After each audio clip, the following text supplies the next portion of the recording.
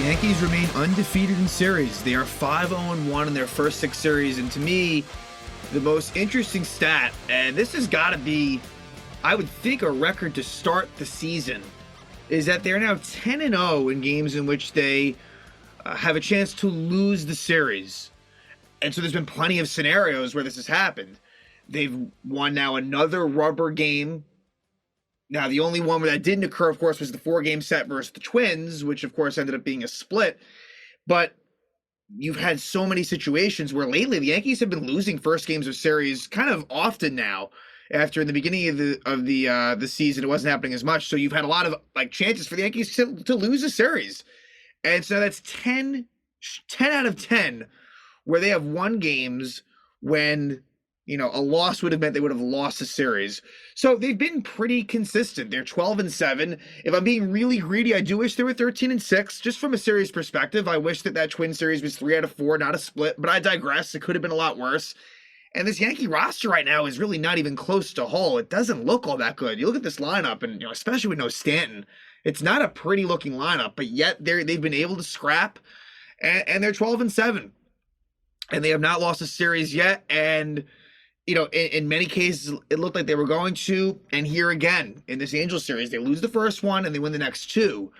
And, some encouraging things that happen, some things that continue to be a struggle. But, hey, Josh Donaldson doesn't sound like he's going to be back anytime soon when it looked like he was going to be. Carlos Rodon, that doesn't sound all that good, right? I think we'll see him at some point, but I don't think that'll be really soon. Harrison Bader is now going to be on a rehab assignment, so maybe we'll see him early May. Same thing with Severino, maybe early May. But, look, there's a lot of players out. And like I said, that lineup, 6 through 9 doesn't really look all that good. But today the bats broke out a bit. And so that was good to see. And yeah, again, that's the biggest thing for me is just it's a rare stat. It's not one that is talked about. It's not one that I ever would have even really thought of before. But I just think it's so impressive that they're now 10-0. Look, that streak's going to come to an end at some point. You're going to lose a series eventually. But, hey, look, maybe it's even this weekend home against the Blue Jays. That's going to be a very interesting series. But let's go right in and discuss this one. You got Shohei Ohtani, Mike Trout coming to town. And Ohtani definitely made his presence felt. Certainly in game 1, almost did in game 2 as well. But the struggles for Clarke Schmidt continue. Yeah, Clarke Schmidt, especially after a solid performance by Johnny Brito in game 2. Schmidt, he just doesn't inspire confidence. He has yet to pitch more than 4 innings in his 4 starts. The interesting thing is, this was actually the first loss. He had it was all no decisions to this point, but he's now 0-1. But his ERA is 8.79. I just don't think with Clarke Schmidt it's necessarily going to work as a starter. But here's the thing, you're kind of stuck with him. You don't have any other options. You really don't. I guess the interesting thing will be once Sevy comes back, I guess, will Schmidt get demoted and do they keep Brito in? I think that's still to be determined. That would be my preference. That would be what I'd want. And I do think that Clarke Schmidt, I'm not dismissing him altogether. I do think that he could be helpful out of the pen, but not as a starter. So the first game, Anthony Volpe is now kind of a fixture in the leadoff spot, and he's done a good job of getting on base.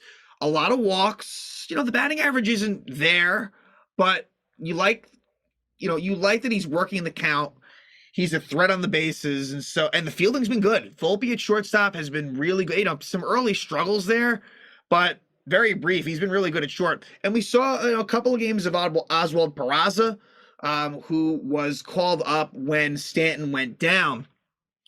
And, just another observation before we kind of break down these games is Aaron Hicks did play the first game, but his role is really, really diminished. He didn't even start versus the lefty in game 3. So it was interesting. Hicks started in the first game against the lefty, as Waldo Cabrera started in the last game against the lefty. And Connor Falefa got both games. So, and Connor Falefa in the third game made some great defensive plays and had a pretty big hit at the end. because the bat has not been there. But hey, he's been a better center fielder than shortstop. And so for me, going back to the Aaron Hicks thing, like at some point, like he's just got to be off this team. I don't know how it happens. I don't know when it happens, but it's got to happen. So anyway, we've seen consistency in terms of Volpe, Judge, Rizzo, Torres, LeMahieu. Is that being 1 through 5? That's your 1 through 5 right now. And look, Glaber has fallen off a little bit, although, he had some contributions the last game. And same with LeMahieu. Like, they haven't, like, Torres really was hot to start, but it's all right. We start out, and Schmidt gets into trouble immediately. Right away, it is a double for Taylor Ward and a 2-run homer for Shohei Ohtani. So 2-0. And then, Schmidt would settle down a bit. Just a little bit. There was a bases loaded spot for Peraza, but grounded out in the first inning against Jose Suarez. And Suarez has struck, that was unfortunate. Suarez didn't go deep enough to get the win, but he did a little bit better than you would have hoped for.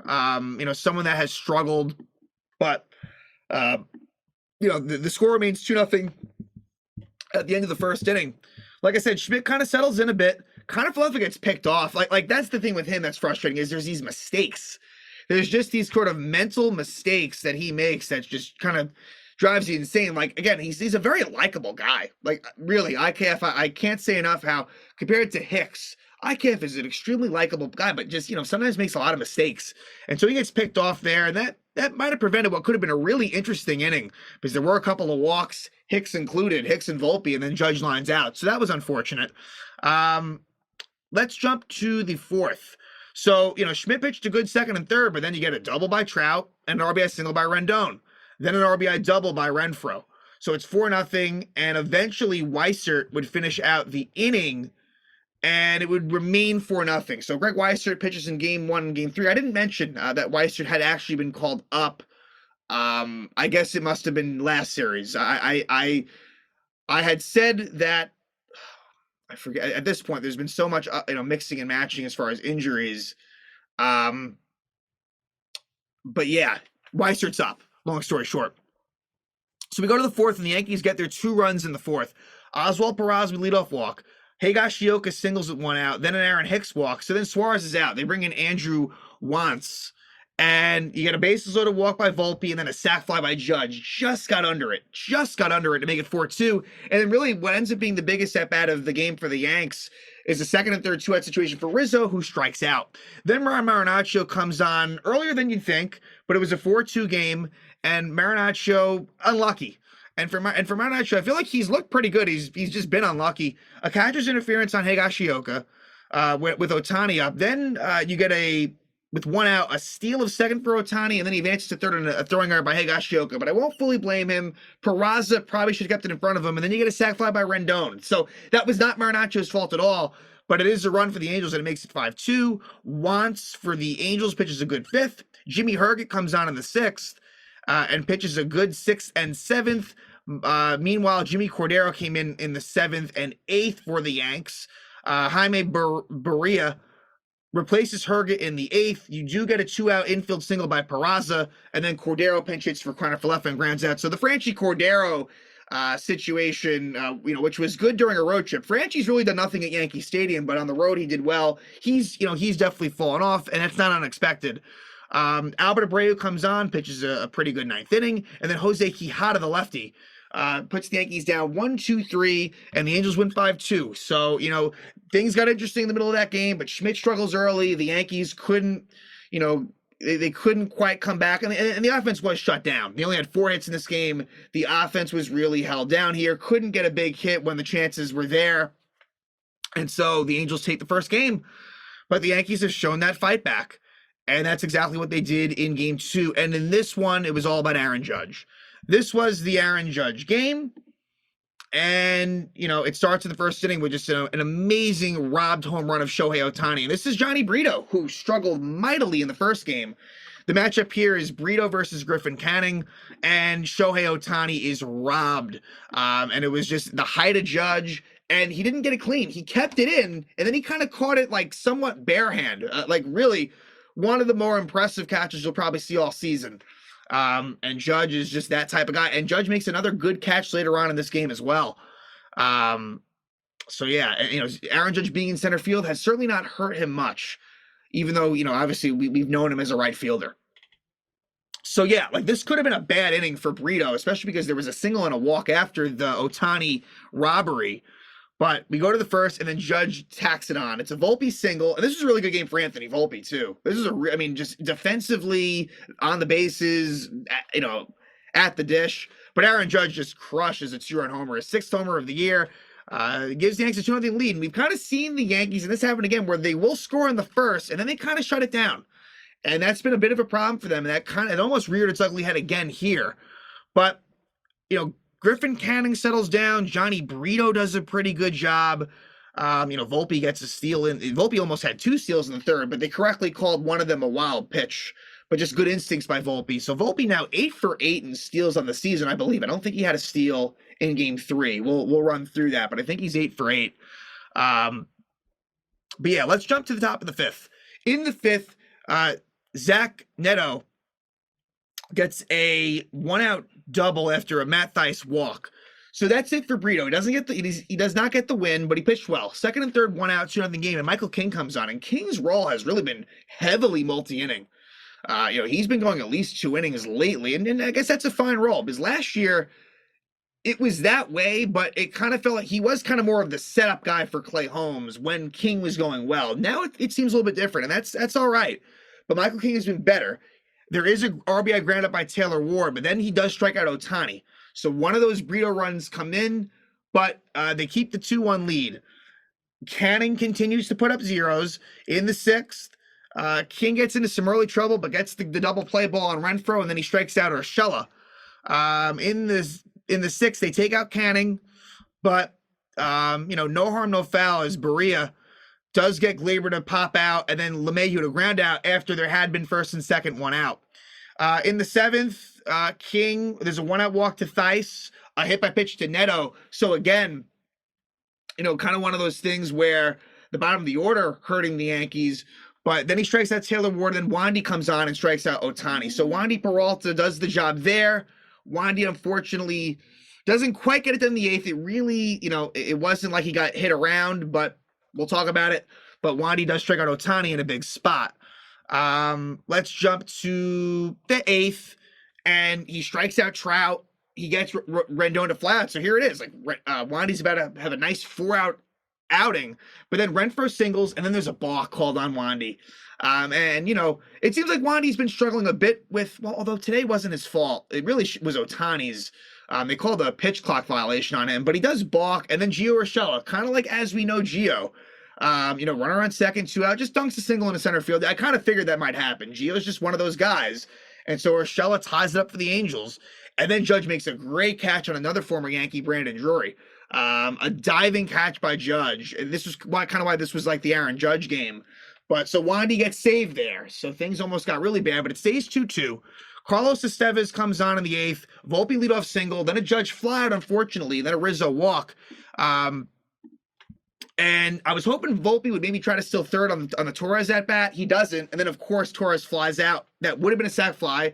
Ironic because Gleyber wins it on a sac fly later on. But then LeMahieu strikes out. So it stays 2-2. Clay Holmes comes on in the 9th, and a couple of quick groundouts, and then his control got away from him. And this is why I don't trust Clay Holmes. He hits Taylor Ward. We've seen a lot of hit by pitches. He walks Shohei Ohtani, and he should have walked Mike Trout, but Trout did offer, and they said that he went around. They went to the first base stump. They said he went around. That got Phil Nevin ejected. It was close. It could have gone either way. I understand why Nevin was upset, and it seemed like it was really going to be a bad situation, but luckily he gets out of it. Bottom of the 9th, Matt Moore, the lefty, comes on for the Angels and, works around some trouble. There was a spot for Connor Falefa, who pinch hit for Cordero with a runner on second and 2 out, and he strikes out. Now, there was a failed bunt attempt by Cabrera with the runner on first, no out. I'm not sure if I would have had him bunt there anyway, but too hard of a bunt, and they get the force out at second. So a couple of failed bunt attempts late in this game. So just execution-wise, certainly not there. In the 10th, Ian Hamilton. Ian Hamilton has been really good for the Yankees, and his stuff looks good. So this is kind of one of those Matt Blake situations where Ian Hamilton, who's an unheralded guy, he's got a good arm. What's that pitch called? The Slambio? I think is what it's called, and he's just been really good. And he pitches a scoreless 10th, which is huge, with that ghost runner on second. Rendon ground out, gets Trout over to third, but then Renfroe grounds out and no advance, and then Gio lines out to right. So it wasn't as if he struck anyone out, but Hamilton keeps it scoreless, keeps it tied, and then Volpe with a failed bunt that does not get the run over. Again, I don't think I would have done that anyway, and it doesn't work. Judge intentional walk, and then Matt Moore hits Rizzo. And so that was really big. So now you got bases loaded, one out, a struggling Gleyber Torres, but he did have a pretty good at bat in the eighth inning. And this time Gleyber wins it with a sac fly. It's Gleyber Torres' eighth walk-off since he's entered the league. I think that's tied for the most with Jorge Alfaro. So Gleyber, look, Gleyber Torres has been a pretty clutch player since he has, entered the MLB back in 2018. So it's a walk-off sac fly for Gleyber. Connor left for scores, and the Yankees win it 3-2, and they keep the series hopes alive into Game 3, and they would take care of business. Today, it was Patrick Sandoval, who's a good pitcher, a good left-handed pitcher against Nestor Cortes, who just continues to be consistent. Now, Cortez's streak of allowing two earned runs or less ended in this one, unfortunately, and that was in part because of Marinaccio. It was an inherited run, but I think he has a streak of 15 straight with only allowing 3 or less earned runs. There's just so much consistency with Nestor Cortes. And that's what you love to see. And again, he gave his team a chance to win, and I'm glad that he got the win. He really should be 4-0. He's 3-0, but he should be 4-0 because, he should have gotten that win against the Twins last week. So in this one, the Yankees break out in the first. Sandoval threw a lot of pitches. He almost threw 40 in the first inning, but then for the Angels, it didn't really matter to the end of the result, but Sandoval ends up going 4 innings. He did settle down a bit, but wow, what a line. 6 walks in 4 innings for Sandoval, and a bunch of them in the first inning. So let's talk about it. In the first, it would be after a 1-2-3 Nestor inning, leadoff walk by Volpe, single for Judge, first and third, and then Rizzo, who's just had such a good season. Anthony Rizzo, let's see, what's his batting average on the year? And that doesn't even tell the whole story. Rizzo, 344. Obviously, that's going to go down, but, the banning of the shift has certainly helped him, and Rizzo has just been very, very solid. So it's 1-0 Yanks. Then Gleyber lines out. Then DJ walks. So it's bases loaded, 1 out for Peraza, who gets the bases loaded walk. Peraza had a really nice day today, defensively and offensively. Then, unfortunately, Cabrera strikes out, but the big hit of the game is a bases clearing 2-out double by Jose Trevino. A really big double. I wasn't sure if he was going to play today, but I agree with the fact that he did. And it seems like what they're doing, obviously, you have the day game after night game situation. Now, this was a 4:00 game, not a 1:00 game, but it seems like they're matching catchers up with pitchers. So we know Cortes Trevino is a combo. We know Cole Trevino is a combo, but it also seems like Higashioka and Herman, for example, is a combination. So expect to see those things continue. But it's 5-0 Yanks. And then Cortes just settles in, as does Sandoval, but Cortes does a nice job. Let's jump to the fifth. And kind of left me a really nice, in the fourth, kind of left me a really nice diving catch on Hunter Renfroe to preserve what was a no-hitter at the time. So IKF really looking pretty sharp in center field. In the fifth inning, the no-hitter ends, and the shutout ends as well. Logan O'Hoppe, who is a local product who I feel bad for. He got hurt in the 9th inning. He grew up a Yankee fan. O'Hoppe gets an RBI single to make it 5-1. Then there's a sac fly by Taylor Ward to make it 5-2. And on the sac fly, that was the second great catch by Connor Falefa. Like this game could have turned quickly. But, Cortes did struggle that inning, but it remains 5-2. Sandoval's taken out he only goes 4 innings. And again, it could have been worse than that for him. But Nestor does a really nice job. In the 7th, there is a leadoff walk to Luis Rengifo, who gave Cortes problems. Marinaccio comes in, and then O'Hoppe gets an RBI double. So O'Hoppe, I think, had a 3-hit game. And that makes it 5-3. And so that Cortes streak comes to an end. It is a quality start, technically, and Cortes got the win. And then Marinaccio, does a nice job. He strikes out Neto, and Taylor Ward grounds out. And then Wandy comes on, and, look, he walked Ohtani. An infield single by Trout. Nice play by Peraza to save a run. That could have been an RBI single. And then Rendon flies out. That was the big moment in the game. Bases loaded, 2-out, 2-run game. And, Rendon flies out. So Wandy gets out of it. And then in the 7th, Rizzo walks. They then take out Davidson and bring in Jimmy Herget. And after a Glaber walk, it's an RBI double by DJ LeMahieu to make it 6-3. So DJ, while he hasn't been great this year, he's been pretty clutch. Like, he's had some big hits, even though the numbers don't really jump out at you. Then Peraza, he hit it well, but he grounds out. Intentional walk to Cabrera. Then a lineup by Trevino. So it's still 6-3, 7th inning, and the Yankee bullpen's kind of like not in great shape. And Connor Falefa gets a big 2-run single. He had no RBIs up to this point in the season, but he gets it right there. 8-3 Yanks. And then in the 8th, Ian Hamilton comes on, pitches a nice 1-2-3 inning. Aaron Loup pitches the bottom of the 8th for the Angels, and you do get a RBI single by Oswald Peraza. And then in the 9th, Greg Weiser comes on and pitches not a 1-2-3 inning, but a scoreless inning. That was where Ohapi got hurt and had to leave the game. But the Yankees, they win the game 9-3. They win another series. They say they remain undefeated in series, and they improve the record to 12-7. So let's now look ahead to the Blue Jays series. Blue Jays Yanks coming up. And, you know, the pitching matchups, there's a couple that I like. There's one that I don't really like. The first one I kind of like. It's Kikuchi versus Herman. And this one, I guess, is one that could have some scoring. The Yankees have hit Kikuchi in the past. Not like in each. They faced him a lot. And usually they get to him. But Herman, coming off a good outing, but a tough matchup versus Toronto. But they are very righty heavy. So hopefully Herman can do well here. Then Manoah versus Cole, which should be fun. There's a bit of a rivalry there. If you remember, there is a bit of a rivalry between mostly Manoah being angry at Cole, but Manoah it's been 2 different seasons. Manoah has struggled this year. Cole has not. So you kind of like, from 2023, you kind of like that matchup, but that's probably the best one of the 3. And then it's Clark Schmidt, who you don't feel great about, versus Kevin Gausman. Now, Gausman got lit up last outing versus the Astros, but before that was pitching really well. Now, Clark Schmidt struggles versus lefties, and again, this Angel lineup is mostly righty. Not as righty as it had been. They made some tweaks, but that's a matchup you don't love.